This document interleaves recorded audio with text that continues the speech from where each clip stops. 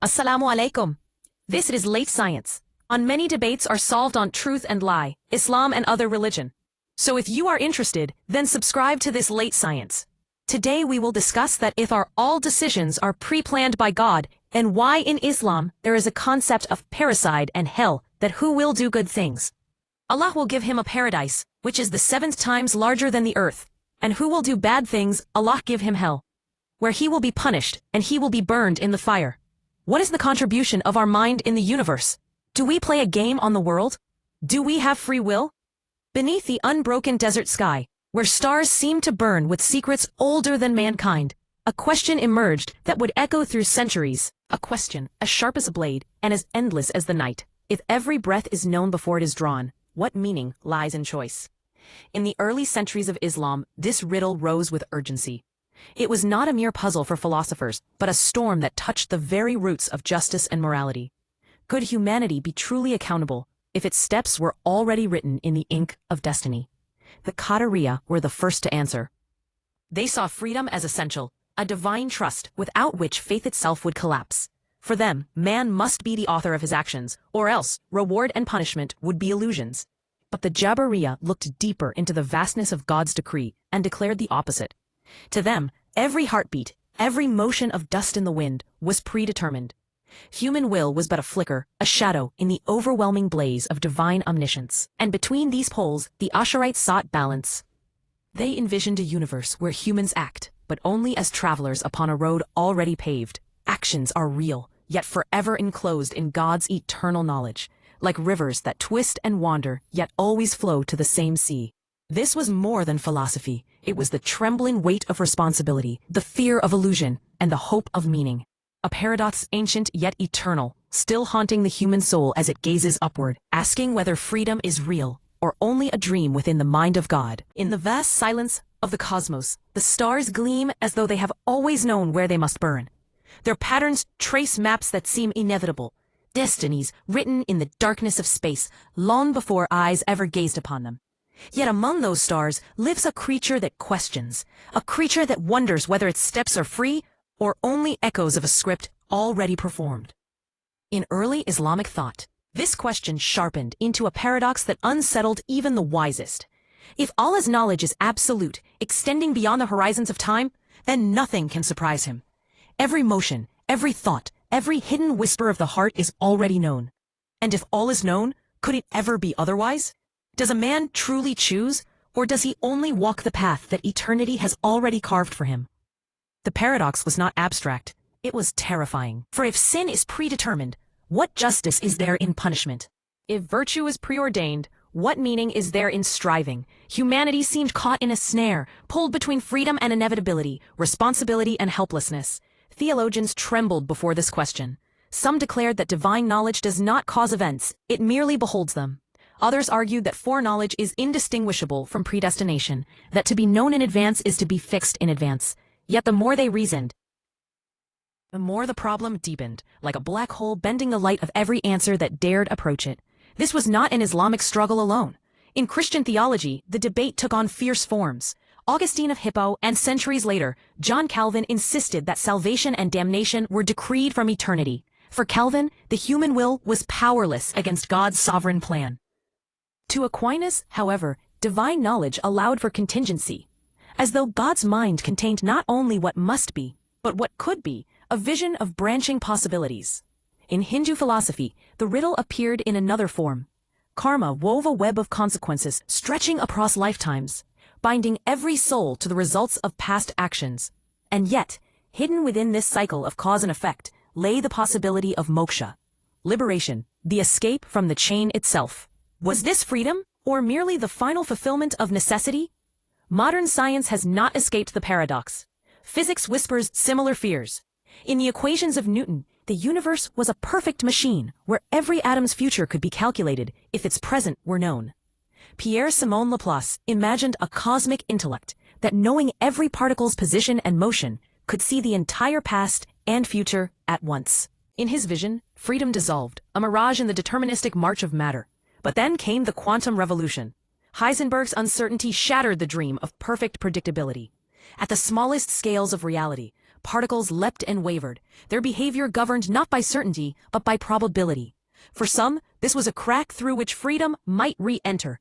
For others, it was no freedom at all, only randomness, chaos replacing destiny. And so the paradox stands, whether in scripture or science, theology or physics, the collision remains the same.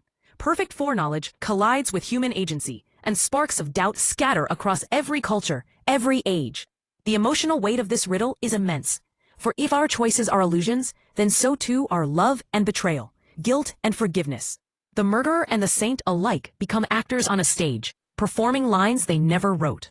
And yet, the human heart resists this vision. It feels its own freedom as surely as it feels pain. It senses that responsibility is real, that effort matters, that destiny is not a prison but a horizon. Early Muslims carried this struggle within their prayers and their laws. A judge could not excuse a thief who claimed destiny made him steal. Yet a preacher could not deny that God's knowledge enfolds all events. The paradox lived at the center of faith, not to be solved, but to be endured. Perhaps this is why the Qur'an speaks in both voices, commanding man to choose righteousness, while also declaring that nothing escapes the divine will. It is not a contradiction, but a mirror held up to human existence. Life as both freedom and fate, responsibility and dependence, struggle and surrender. In the end, the paradox is not merely a question of logic, but of meaning. It asks whether humanity is a true partner in its own story, or only a shadow in the unfolding of a script already finished. And perhaps the answer, there is one, lies beyond the grasp of reason itself, suspended in the same silence, where stars burn with destinies no human eye can alter, yet where human hearts continue to hope, to choose, and to believe. Beneath the night sky, when the world grows quiet and shadows stretch long, a question lingers, like the faint hum of the cosmos itself. Is time a river flowing forward, or a sea already full, every wave already formed before the shore receives it? For centuries, the Qur'an has spoken in words both subtle and thunderous about fate and freedom. Verses declare that not a leaf falls but with the knowledge of God, that every secret in the earth and every spark in the heavens lies written in a preserved tablet. The cosmos, it seems, is scripted with an artistry beyond human reach. And yet, other verses call the human being to choose, to walk the path of righteousness, to resist evil, to strive in the open field of decision. Within the same sacred pages lies both inevitability and invitation, decree and demand. Hadith intensify the paradox. The Prophet Muhammad is reported to have said that the destiny of every soul is written before its birth, whether it shall live in ease or struggle, whether it shall incline toward virtue or ruin. A child, still unformed in the mother's womb, already carries the inscription of a life's unfolding. This knowledge, preserved in divine record, echoes through centuries of faith. What is freedom if the page has already been inked? Yet history did not accept this passively. Islamic philosophers, mystics, and theologians wrestled with it as though grappling with a living riddle. Al-Ghazali, the great theologian of the 11th century, spoke of God's will as an ocean, vast and unchallengeable, in which human choice was but a ripple, real, but never outside the sea's embrace. For him, freedom was not independence, but alignment, to will what God wills, and to find surrender not as loss, but as fulfillment. Ibn Rushd, the philosopher of Córdoba, saw it differently. To him, reason could not abandon the reality of human responsibility. He argued that God's foreknowledge did not annul freedom, for knowing does not cause. To know the sunrise will come does not force it to rise. To foresee a man's choice does not strip him of it. Here was a defense of human agency against the tide of predestination, a reminder that even within the divine gaze, action still mattered. Through the centuries, voices multiplied. Some leaned toward the determinism of the Jabriya, surrendering to a universe where the human will was little more than an echo. Others rose with the Qadriyya, insisting on freedom so fiercely that even God's knowledge seemed to wait upon human choice. And between them stood the Ash'arites, balancing the scale. God creates the act, but man acquires it. Destiny and decision, paradoxically bound together. But while theology struggled within its own boundaries, science opened a different frontier of thought. In the 20th century, Einstein's theory of relativity transformed the way humanity conceived time.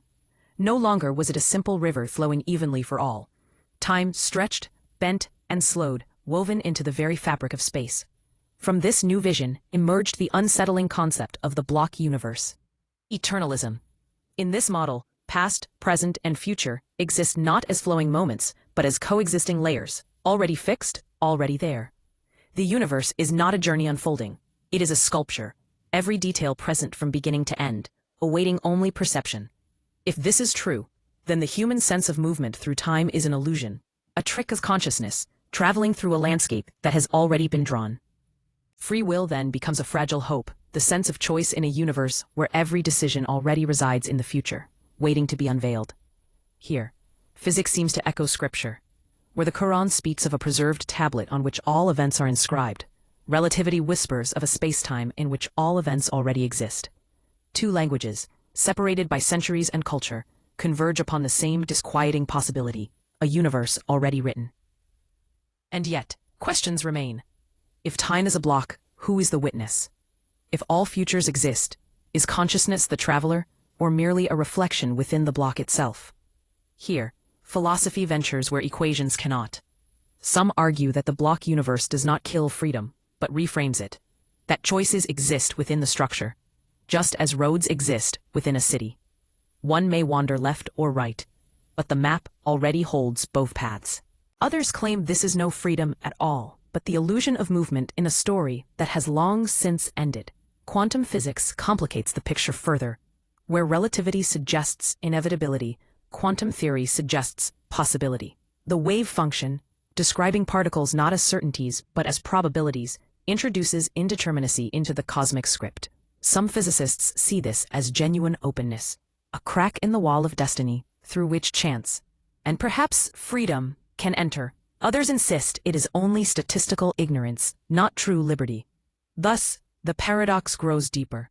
In religion, God's foreknowledge seems to fix destiny, while still demanding choice. In science, relativity fixes the structure of time, while quantum mechanics hints at openness. Across both, humanity is caught in the same question. Are its struggles real, or echoes of a page already written? The emotional weight of this question cannot be overstated. For if life is predetermined, then guilt dissolves and responsibility fades. The tyrant may claim inevitability. The saint may feel their virtue hollow.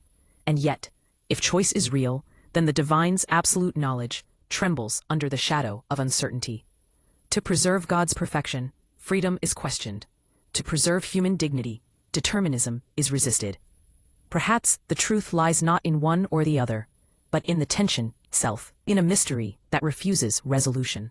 For just as light behaves both as wave and particle, perhaps human existence is both bound and free, destined and choosing, written and unwritten. Philosophers from every tradition return here. The Stoics spoke of fate as a river, where freedom was not escape, but graceful navigation. Hindu thought saw karma as chains, but also as the path toward liberation. Christian thinkers, like Aquinas, sought harmony between God's timeless knowledge and human agency, imagining a divine perspective in which all things are seen but not coerced. And in every vision, the same silence lingers, the silence of standing before a mystery too vast for human logic, too deep for the mind to tame. As science peers further into the fabric of the cosmos, mapping black holes, measuring gravitational waves, tracing the afterglow of the Big Bang, the question only sharpens. If the universe itself is bound in laws, perfect in symmetry, unfolding as equations demand, then where does freedom hide? And if freedom is only an illusion, why does the human heart ache with the weight of responsibility? The Qur'an answers with paradox, science with uncertainty, philosophy with speculation. But perhaps the paradox itself is the point. Perhaps humanity was never meant to solve it, but to live within it, to feel both the weight of destiny and the fire of choice, to bow in surrender and yet to rise in responsibility. In that space between decree and decision, humanity becomes fully human. Not machine, not angel, but a creature that wrestles with meaning, carrying the burden of freedom and the comfort of fate, forever suspended between two infinities. And so, the investigation deepens, not toward resolution, but toward awe. For in the collision of philosophy and science, of faith and physics, one truth shines. The mystery of existence is not diminished by questioning, but magnified. To ask is itself an act of freedom. To wonder is itself a sign of destiny. And perhaps, in that fragile balance, lies the answer that will never be spoken, but always lived. In the dim corridors of the human mind, a silence stirs. The silence before a decision. A hand hovers over a choice. A thought lingers before it takes shape. And in that pause lies the deepest question of existence. Is the choice real? Or has it already been made? For centuries, philosophers debated fate and freedom in words and in faith. But in the late 20th century, the laboratory lens turned inward, probing not the stars, but the brain itself. And what it revealed shook the foundation of human agency. In 1983, neuroscientist Benjamin Libet designed an experiment that would ripple through philosophy. He asked subjects to perform a simple act, to flick their wrist whenever they felt the urge. Electrodes measured the activity of their brains. What he found was startling. The brain's motor regions prepared the action several hundred milliseconds before the subjects reported making a conscious decision. The readiness potential, a silent surge of neural preparation, rose before awareness, as though the body had chosen while the mind merely observed. Later experiments confirmed and extended this. Using fMRI scans, scientists found they could predict a subject's choice several seconds before the person became aware of deciding. Conscious will, once thought sovereign, seemed dethroned, a commentator watching the play, not the author writing it. If the brain decides before the self knows, then freedom feels fragile, even illusory. The conscious mind may be a rider, carried by a horse already in motion, believing it holds the reins, while in truth, the path is chosen beneath it. And yet, even this discovery raises deeper questions. For if the brain's readiness potential precedes choice, what stirs the brain itself? Are neurons, those delicate cells whispering with electricity, the true seat of destiny? Or are they themselves instruments of a deeper order, an order written long before matter coalesced into thought? Here the paradox grows sharper. Theology once framed the question as divine foreknowledge versus human will. Now, neuroscience reframes it as brain mechanics versus conscious self. But beneath both lies the same unsettling theme, the sense of agency dissolving into forces unseen. Physics offers its own riddle. At the macroscopic scale, the universe appears bound by law. Planets circle stars, stars form galaxies, galaxies obey gravity's pull, all as if choreographed by an eternal equation. Determinism reigns in the classical view. And yet, at the smallest scales, certainty falters. In the strange realm of the quantum, particles do not move with predictability, but with probability. An electron's position, a photon's path, a nucleus's decay, all are described not as certainties, but as waves of likelihood. Only when measured does the particle take form, collapsing into a single outcome. Until then, it exists in a haze of possibilities, a ghost of what might be. Some physicists saw in this indeterminacy the reopening of freedom. If the universe at its core is not predetermined but probabilistic, then perhaps human action is not bound in inevitability, but lives within a sea of chance. Consciousness might even play a role in selecting among probabilities, collapsing the wave function into lived reality. But others caution, uncertainty is not freedom. A dice roll may be unpredictable, but it is not choice. Randomness may break the chain of determinism, but it does not grant agency. And for theology, a sharper challenge arises. Even if the universe is probabilistic, does that uncertainty escape divine knowledge? The Qur'an proclaims that God knows what is hidden and manifest, what is before and behind, what is written in the deepest folds of reality. If so, then no quantum chance eludes the gaze of the divine. Every fluctuation, every collapse, every branching possibility is already encompassed in omniscience. Uncertainty, from the human view, is but ignorance. From the divine, it is certainty unseen. Here the paradox tightens like a noose. Neuroscience whispers that freedom may be an illusion of timing. Physics hints that chance shapes the world, but not choice. Theology declares that even chance is foreknown. In each domain, the walls close in around human agency. And yet, the question refuses to die. For while science dismantles the machinery of choice, the human heart continues to ache with responsibility. Regret burns, guilt weighs heavy, moral triumph shines with meaning. If all were predetermined, by neurons, by equations, by divine decree, why would the soul still feel accountable? Why would conscience sting? Why would justice matter? Why would love carry sacrifice? Perhaps the paradox lives in the duality itself. The brain acts before awareness, yet awareness transforms the act. The universe is probabilistic, yet consciousness inhabits probability. Divine knowledge encompasses all, yet human life unfolds as if unwritten. Between these layers, agency flickers, fragile, contested, yet undeniable. Some philosophers suggest a reconciliation. They propose that free will is not absolute independence, but emergent complexity. Out of billions of neurons arises a pattern, consciousness that reflects, deliberates, and evaluates. While the brain may initiate, the self can still endorse, veto, or reshape. In Libet's own studies, subjects could sometimes stop an action prepared by the brain, as if freedom lived not in initiation, but in the power of refusal. The freedom to say no, to resist the automatic, a narrow but profound liberty. Up to this point in physics, too, hope lingers. Some interpretations of quantum mechanics, such as the many worlds view, suggest that all possibilities occur, branching into countless universes. If so, then every choice is both made and unmade, every decision both taken and abandoned in an infinite tapestry of realities. But in the lived universe, only one path is walked, only one self bears the consequence. Freedom, then, may not lie in choosing outside the script, but in embodying one thread among many. And for theology, mystics have long spoken of a paradox deeper than logic. They describe human will as real, but nested within divine will, as a wave within the ocean. The wave moves freely, yet never departs from the sea. In surrender, the paradox is not solved, but transcended. Freedom and decree, no longer enemies, but mirrors of a truth beyond comprehension. Still, the emotional weight remains. To stand before the enormity of divine omniscience is to feel the fragility of the human spark. Against the backdrop of eternity, the freedom to choose seems like a flicker in the dark, a candle trembling before the storm. And yet, that flicker is everything. For without it, love is hollow, morality meaningless, life a shadow play. Perhaps that is why the paradox has endured, across centuries and across disciplines. It is not a puzzle to be solved, but a tension to be lived, between the readiness potential and the conscious veto, between quantum probability and divine knowledge, between decree and choice. Humanity walks a razor's edge. The mystery deepens, and with it, awe. For in the clash of neuroscience and theology, physics and philosophy, one truth emerges. Freedom may be fragile, but so is the universe itself. Atoms balance between collapse and stability. Stars between fusion and implosion.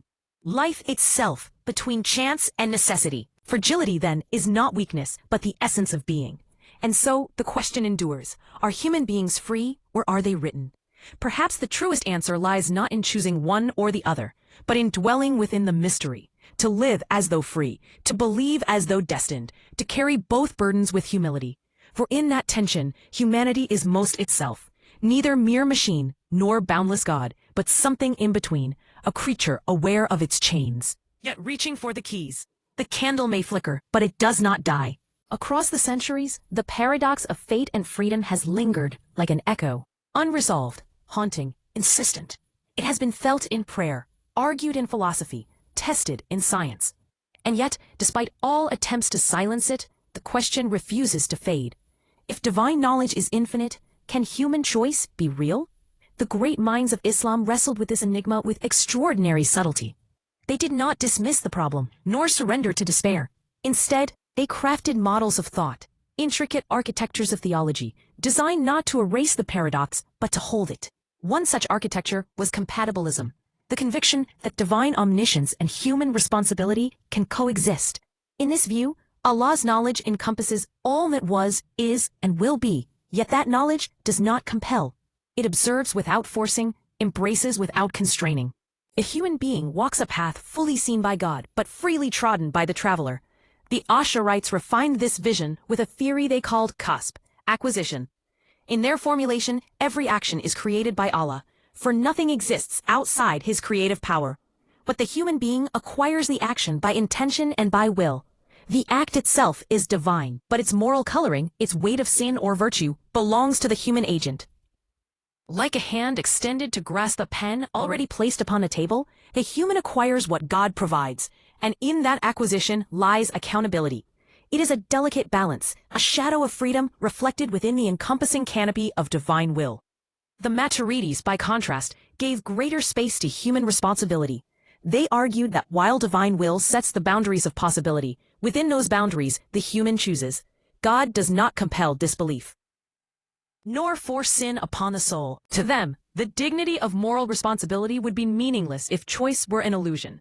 A trial without freedom is no trial at all, and a command without capacity is not justice, but tyranny.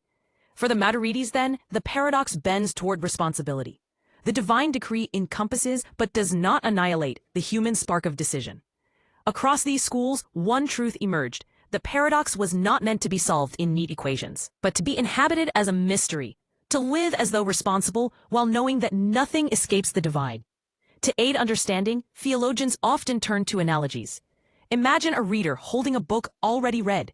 The ending is known, the twists anticipated, the characters' fates already sealed in the reader's mind. Yet, as the story unfolds on the page, each character still chooses, still speaks, still acts. The author wrote, the reader foreknows. But within the story, the character lives as though free. God's knowledge, in this view, is like that reader, encompassing but not coercive. P. Another analogy comes from the imagination of time travel. Picture a traveler moving backward through history, witnessing battles, coronations, discoveries. The traveler sees what unfolds but does not cause it. Observation is not compulsion. To know an outcome beforehand is not to force it, only to see it from a vantage outside of time's unfolding. In this way, divine foreknowledge may be understood not as a chain binding human action, but as vision beyond temporal limitation. P. Modern thinkers push this even further, drawing on the language of physics. Time in the theory of relativity is not an arrow but a dimension, past, present, and future laid out in a vast landscape known as the block universe. To beings trapped within time, events unfold moment by moment, like frames in a reel of film. But to an observer outside, the entire reel lies visible at once, every moment existing simultaneously. What if divine knowledge is like that observer beyond time? God does not wait for choices to be made, nor predict them before they occur. Rather, he sees them all at once, in a vision not bound by sequence. Foreknowledge, then, is not truly before knowledge, but knowledge beyond, outside the flow of temporal cause and effect. From this perspective, the paradox shifts. If God exists outside time, then knowledge does not force action, but merely perceives it in its totality. The human still chooses within time, and those choices are real. They are not rewritten by divine omniscience, for they are already eternally present in the divine gaze. And yet, even these models raise profound unease. If every choice is already seen, already present, can the future be otherwise? Can a human truly step off the path if the end is already visible? The heart recoils, sensing that freedom requires open possibility, not fixed inevitability. Some scholars answer with humility. The divine knowledge is absolute, but the human vantage cannot comprehend how freedom and decree intertwine. The paradox is not meant to be dissected, but revered. Others, more daring, suggest speculative bridges. Perhaps, they say, God's knowledge is not like human knowledge scaled infinitely, but something categorically different. Human knowing requires events to exist before they are known. Divine knowing might instead be creative. To know a thing is to give it being. In this view, freedom is not crushed by divine decree, but sustained by it, for without God's knowledge, no act, no choice, no self would exist at all. Others wonder whether freedom is less about metaphysical autonomy and more about lived authenticity. To choose is to be responsible, regardless of whether the choice was eternally foreseen. Just as a dream feels real to the dreamer, even if its outcome is scripted, life feels real to the living, and responsibility holds even within divine foreknowledge. And still others turn to mystery itself. They suggest that the human demand for logical reconciliation may be misplaced. Perhaps divine reality transcends categories of causation and choice altogether. Just as quantum mechanics resists the neat determinism of Newton, perhaps divine knowledge resists the tidy boxes of human thought. To seek a final solution may be like trying to capture light in a net woven of shadow. In this way, theology and science converge in paradox. Relativity reveals time as a dimension, yet leaves consciousness trapped in its flow. Quantum mechanics introduces probability, yet remains enfolded in equations that yield precise predictions. Neuroscience uncovers unconscious precursors of decision, yet cannot extinguish the lived reality of moral responsibility. In each case, the mystery deepens rather than dissolves. And within Islam's intellectual history, this recognition became a form of wisdom. The kasb of the Ash'arites, the moral capacity of the Maturides, the analogies of foreknown books and timeless observation, all these were not final answers, but lanterns held in the dark, illuminating glimpses of a reality too vast for full comprehension. For the believer, these lanterns offered solace, to act as though free, to repent as though accountable, to pray as though destiny might shift. All these are lived truths, even if divine omniscience encompasses them from eternity. Freedom may not be absolute, but neither is it void. It is the narrow bridge upon which human dignity walks. In the end, reconciliation may not lie in collapsing paradox into clarity, but in accepting its coexistence. Divine knowledge is infinite. Human choice is finite, yet both are real. They interlace like wave and particle, light itself bearing dual natures that defy singular description. Just as physics accepts the strangeness of complementarity, perhaps theology accepts the coexistence of decree and choice. And perhaps this is the deepest lesson, that the mystery is not a flaw to be fixed, but a doorway to humility. For if freedom were absolute, humanity might claim godhood. If decree were total, humanity might despair into meaninglessness. Between the two, existence finds its balance, a fragile freedom within infinite knowledge, a dignity sustained by divine embrace. The paradox is not solved, but in its tension lies the space where humanity lives, chooses, loves, and believes. The mystery remains, as it always has, an ancient question whispered in prayer, tested in science, refracted through philosophy. And though answers shift and analogies evolve, the question itself endures. For perhaps the paradox is not meant to vanish, but to guide. A reminder that freedom is fragile, responsibility real, and knowledge divine. The human being stands at the crossroads of decree and choice, and in walking that path, carries the weight of eternity within the fleeting moment. In the modern age, the question of freedom has not been left to theologians or philosophers alone. It has entered the laboratories, the observatories, the computational cores of artificial intelligence. The same paradox, once whispered in scripture and debated in medieval courts, is now dissected with electrodes, magnets, and algorithms. Yet even here, under the cold light of machines, the mystery refuses to dissolve. The journey begins with the human brain itself, the cradle of thought, the seat of decision. In the late 20th century, neuroscientist Benjamin Libet conducted experiments that startled the world. Electrodes traced the firing of neurons as subjects prepared to move a finger, to flex a wrist. What emerged was unsettling. The brain's motor regions showed activity milliseconds before the subject reported the conscious intention to act. The decision, it seemed, was initiated before awareness awoke to claim it. Conscious choice appeared to arrive late, more a witness than a commander. Later studies, refined with functional magnetic resonance imaging, extended the timeline. Patterns of brain activity could be detected seconds before a subject consciously chose between two options. To the untrained eye, the results suggested that freedom was an illusion, that the brain made its moves in silence, and the self merely rationalized them afterward. Like the echo of a sound whose source is already past, consciousness seemed less an author, more a narrator. Yet the interpretation remains contested. Some argue that these experiments measure only preparation, not decision. Readiness, not resolve. Others insist that even if unconscious processes set the stage, consciousness still has the power of veto, the ability to halt, to redirect, to resist. The brain may offer impulses, but the mind can withhold assent. The debate continues, mirroring older theological tensions. Is the self the true author, or merely the acquirer of actions already provided? As neuroscience probes the microsecond, artificial intelligence expands to the macroscopic. Today, vast algorithms digest oceans of data. Patterns of purchases, movements, words, and even pauses between keystrokes. With uncanny accuracy, they predict what a person will desire, where one will go, even which choices one will likely make before those choices feel conscious. In the cold calculus of data, the human being appears less as an autonomous agent and more as a pattern of probabilities, a sequence awaiting extrapolation. And yet, prediction is not causation. To forecast a storm does not summon the clouds. To anticipate a choice does not force it. The distinction matters. No algorithm, however vast, has been proven to create the decisions it predicts. At best, it reveals the contours of tendencies, the currents of habit and circumstance. But whether the final spark of action is determined or free, that remains veiled. The paradox deepens, for perfect prediction would still not equate to compulsion. Just as divine omniscience was argued to witness without forcing, so too, algorithms may foresee without commanding. Beyond the human brain and behavior, science turns to the laws of nature themselves, searching for determinism at its core. Classical physics once imagined a universe of clockwork precision. Pierre-Simon Laplace famously envisioned an intellect vast enough to know every particle's position and velocity, calculating the entire past and future of the cosmos with flawless certainty. In such a universe, freedom was an illusion, every act the inevitable consequence of what came before. But the 20th century shattered that vision. Quantum mechanics revealed a world not of certainty but probability, where particles exist in superposition, outcomes determined only when observed. Randomness, not strict necessity, lies at the foundation of matter.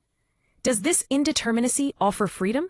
Some suggest so, that the unpredictability of quantum events cracks open a window for spontaneity. Yet randomness is not the same as will. A dice roll may be unpredictable, but it is not free. Human dignity demands more than chaos. It demands meaning, intention, moral weight. Thus, the question persists. Even if the universe is probabilistic, is freedom truly secured or merely disguised? Modern physics sharpens the knife further. Many interpretations of quantum mechanics, such as the many worlds hypothesis, suggest that all possible outcomes occur, each in a branching universe. If so, then every choice is both made and unmade, every path walked and avoided. In this vision, freedom becomes multiplicity, not singularity. The self is fractured into infinite echoes, each letting out a different strand of possibility. But if all choices occur, is choice itself real? Or merely the unfolding of all that could be? The paradox grows heavier, not lighter. For even if randomness and branching universes exist, religious thought insists that nothing escapes divine knowledge. If God's vision spans all possible outcomes, then every branch, every fluctuation, every uncertainty is still enfolded in omniscience. Freedom once again flickers like a fragile flame against an infinite horizon. And so, humanity continues to test the boundaries. Electrodes map impulses, AI anticipates desires, physics charts determinism and indeterminacy alike. But the core riddle remains beyond grasp. For science describes the how, never the why. It reveals processes and probabilities, but cannot touch the essence of meaning. A brain scan may show neurons firing before awareness, but it cannot say what responsibility feels like. An algorithm may predict a choice, but it cannot weigh its morality. Equations may describe time and randomness, but they do not tell why a human longs, regrets, prays, or hopes. This gap is not an error. It is the limit of the scientific tool. The telescope reveals galaxies, but not the reason they inspire awe. The microscope shows cells dividing, but not the meaning of life itself. The MRI traces thought, but not the dignity of choice. The paradox of freedom and omniscience lives in this chasm, between description and purpose, between mechanism and meaning. In this way, science and theology stand not as rivals, but as mirrors. Each probes the mystery from a different angle. Theology insists that divine omniscience does not erase responsibility. Science insists that prediction does not prove causation. Both, in their own tongue, circle the same abyss. And here lies perhaps the deepest reflection. The paradox is not solved by machines, nor erased by equations. The most advanced scanner may reveal the choreography of neurons, but not the authorship of the self. The most powerful AI may predict behavior with breathtaking precision, yet cannot grant or deny the weight of moral responsibility. The most elegant physical theory may describe the universe as deterministic or probabilistic, but cannot answer whether freedom is real or illusory in the eyes of God. The tools grow sharper, but the mystery remains. Perhaps it always will. For maybe the paradox itself is not a problem to be erased, but a tension to be lived. A reminder that freedom is fragile, responsibility immense, and knowledge divine. Humanity, with its machines and its mathematics, tests the edges of the question. But the question stretches endlessly, beyond the reach of science, into the realm of meaning, purpose, and eternity. The paradox of freedom and omniscience remains, an ancient enigma, now illuminated by the glow of modern screens, yet still as vast and unresolved as when it was first whispered in the silence of prayer. The mystery deepens, and the journey continues. Across centuries, when theologians wrestled with logic and scientists probed the laws of nature, poets and mystics took another path. They did not dissect the paradox with syllogisms or equations. They lived inside it, breathed it, and sang of it in words that dissolved boundaries between intellect and spirit. To them, the tension between fate and freedom was not a riddle to be solved, but a horizon to be walked. A horizon stretching beyond the limits of reason into the infinite. The Sufi poet Rumi spoke of life as a dance between predestination and choice. He likened human beings to reeds through which the breath of God plays its music. The reed has no song of its own, yet without it, the melody could not sound. In his vision, fate and freedom are not enemies, but partners, intertwined like dancers moving to the same rhythm. The steps may be guided by an unseen choreographer, yet each turn carries the beauty of individuality. In this way, destiny becomes not a prison, but a stage, and human agency, though small, infuses the performance with meaning. Centuries later, the philosopher-poet Muhammad Iqbal breathed new urgency into the paradox. Living in a time of colonial subjugation and cultural decline, he rejected the passivity that often cloaked itself in the language of fate. For him, human agency was not an illusion, but the essence of dignity before Allah. To choose, to struggle, to create. These were not accidents of consciousness, but sacred responsibilities. He declared that the self, the Qudsi, must rise and assert itself, not in defiance of divine will, but as its expression. In Iqbal's vision, freedom was the arena in which humanity reflects the creative force of God himself. Between Rumi's surrender and Iqbal's defiance lies the spectrum of human attempts to live with this paradox. Some embraced fate as a form of release, finding solace in the thought that all is written, all is known, and nothing can befall outside divine wisdom. Others lean toward agency, clinging to the belief that responsibility is real, that without freedom, the edifice of morality collapses. For what weight does sin carry if it is compelled? What value does virtue hold if it is predetermined? Without freedom, reward and punishment dissolve into cruelty. Justice loses its meaning, and existence itself becomes a theater of shadows. And yet, if the universe were stripped of divine decree, another collapse would follow. Meaning would wither, and the cosmos would become a place of accident and chaos. Without a higher order to hold it together, freedom itself would be aimless, a fire without a hearth, burning without purpose.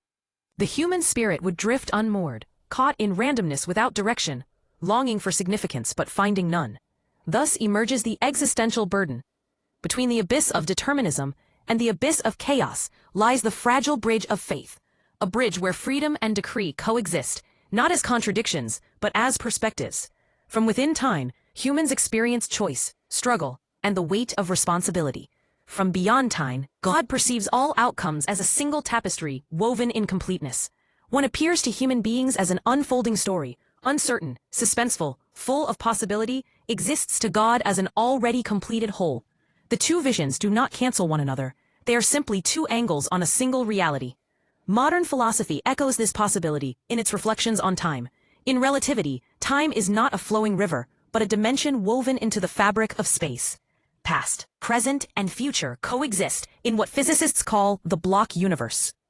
To human perception, events arrive in sequence, one after another. But in the deeper geometry of space-time, they all exist simultaneously. For God, whose knowledge transcends time, foreknowledge is not a matter of prediction, but of direct perception. What is future for humanity is present for the divine. Thus, divine knowledge does not erase human freedom, any more than the sight of a mountain from above erases the effort of the climber scaling its slopes. Rumi, in his mystical ecstasy, gave this reflection the language of love. He saw freedom not as separation from God, but as intimacy with him. To choose the good is to resonate with the divine will. To choose otherwise is to feel the ache of dissonance. Freedom becomes not the power to defy God, but the invitation to harmonize with him. In this way, the paradox transforms. Divine omniscience is not a chain, but an embrace, not an iron law, but a compassionate knowing that holds every possibility within its wisdom. Iqbal, with his urgency for action, framed the paradox in terms of human progress. If freedom is denied, humanity stagnates. If freedom is affirmed, humanity rises. He urged his readers to accept responsibility not despite divine decree, but because of it. The decree establishes the stage, but the performance remains the actor's own. God in this sense does not strip away freedom, but dignifies it, granting humans the profound honor of carrying moral weight. Other mystics described life as a dream, where human beings are both dreamers and dreamed. The dreamer feels choices as real, struggles as authentic, though the entire dream is already known to its author. From this perspective, freedom is not illusory, but relative, real within the dream, yet encompassed within a larger consciousness. The metaphor mirrors modern reflections on simulation theory, where humanity might exist within a cosmic program. It's every possibility known to the programmer, yet it's every moment lived as genuine by those inside it. The paradox has always inspired not only thought, but art. Calligraphers etched verses on fate and freedom into the arches of mosques, their flowing lines suggesting both the inevitability of decree and the beauty of human effort. Musicians composed songs where melodies bent and returned, improvisation woven into structure. fate and freedom sounding together as harmony. In this way, cultures did not only argue about the paradox, they embodied it. And still, beneath all the poetry and philosophy, a silence lingers, a silence that whispers of the limits of human understanding. Perhaps the paradox is not meant to be unraveled, but to be inhabited, like a mystery whose beauty lies in its depth. To live as if free, yet to trust as if guided. To struggle as if all depends on effort, yet to rest as if all unfolds in divine wisdom. The human heart may not resolve this tension, but it can dwell within it, finding both responsibility and peace. The paradox of divine knowledge and human freedom is thus less a puzzle than a mirror. It reflects humanity's deepest questions. What is dignity? What is responsibility? What is meaning? It reminds the human spirit that existence is both gift and test, both journey and judgment. And in the echo of poets and philosophers, mystics and moderns alike, the paradox emerges not as a contradiction, but as a truth too vast for a single perspective. For the reed does not lose its song by admitting the breath that flows through it. A climber does not lose his struggle because the mountain peak is already visible from above. The human does not lose freedom because God already knows the path. The two truths coexist, like the two wings of a bird, fate and freedom, decree and dignity. Neither alone sustains flight. Together they lift the soul toward meaning. A human life begins with a cry. The first breath fills the lungs, though the air was waiting long before the child arrived to claim it. Eyes open to light, unaware that every blink, every heartbeat, every stumble toward language has already been inscribed in a knowledge far greater than the child's own. And yet, as the years unfold, that child grows into the mystery of choice. Small hands reach for what pleases. Voices break into laughter. Stubborn refusals echo in rooms where parents smile in recognition of the will awakening within. Each decision, though fragile, feels like a declaration, a line carved into the stone of time, never to be erased. Love enters, unbidden, yet irresistible, shaping destinies more deeply than any law of physics. Bonds form, mistakes scar, forgiveness heals, and behind each moment, unseen but ever present, lies the eternal knowing, a knowledge that already held every hesitation, every desire, every stumble, every triumph. The paradox lives in silence, the human heart trembling with uncertainty, while in the unseen realm, nothing is uncertain at all. The Qur'an had spoken of this tension. Not a single leaf falls without being known. Not a word is uttered, but it is recorded. The Hadith echoed it. Destinies are written before birth, inscribed while the soul still rests in the womb. Yet even within these words, the human heart does not stop yearning, does not stop fearing, does not stop choosing. Neuroscience charts the brain firing milliseconds before the conscious mind decides. Physics speaks of a universe where past, present, and future coexist, mapped like a completed atlas. Theology insists that all is decreed, already known, already written. And yet, experience refuses to surrender its sense of freedom. The tremor before confessing love, the pause before forgetting an enemy, the shiver before stepping into danger. These do not feel like illusions. They feel like the very marrow of existence. Perhaps freedom was never meant to escape divine knowledge. Perhaps it was always meant to live inside it, like a bird in the sky, never outside the air, yet flying with authentic movement. The wings are real, the flight is real, though the space in which it moves is already held by the expanse of the heavens. A philosopher once said that the paradox is not a cage, but a mirror. It shows humanity what it most fears and most longs for: the weight of responsibility, the comfort of providence. To deny one is to lose balance. To hold both is to walk the narrow bridge between dignity and surrender. And so, human life continues, birth unfolding into youth, youth hardening into adulthood, adulthood softening into age. Choices accumulate, like layers of sediment in stone. Love given, opportunities lost, prayers whispered into the night. Some paths chosen freely, others imposed by circumstance, all converging on the same horizon, the silence of death. And there, at the end, another paradox awaits. For death feels like an end, yet within divine decree it was known before the first breath. To the human heart, the moment is clothed in uncertainty: when, where, how. But to Allah, beyond time, the last moment has always been as present as the first. A final reflection lingers like the fading of light across the sea. Free will and divine omniscience may never be solved by syllogism or experiment. They may never align in neat diagrams or formulas. But perhaps they were never meant to. Perhaps the essence of being human lies not in escaping the paradox, but in dwelling within it, trembling at each decision, praying with each hope, repenting with each regret, yet trusting that the entire journey is already known and already embraced. The poets called it surrender. The philosophers called it responsibility. The mystics called it love. Whatever name it takes, it is the same mystery, that to be human before God is to act as if free, and to trust as if guided. To walk the earth with both dignity and humility, carrying the burden of choice while resting in the shadow of decree. The final silence is not despair, but awe. A silence that honors the limits of reason, the vastness of the unseen, and the trembling beauty of a life that is both written and lived. And so the paradox remains, unsolved, unbroken, alive. The heart beats, the lungs breathe, the soul chooses, and destiny unfolds. And in that fragile tension lies the essence of what it means to be human before God.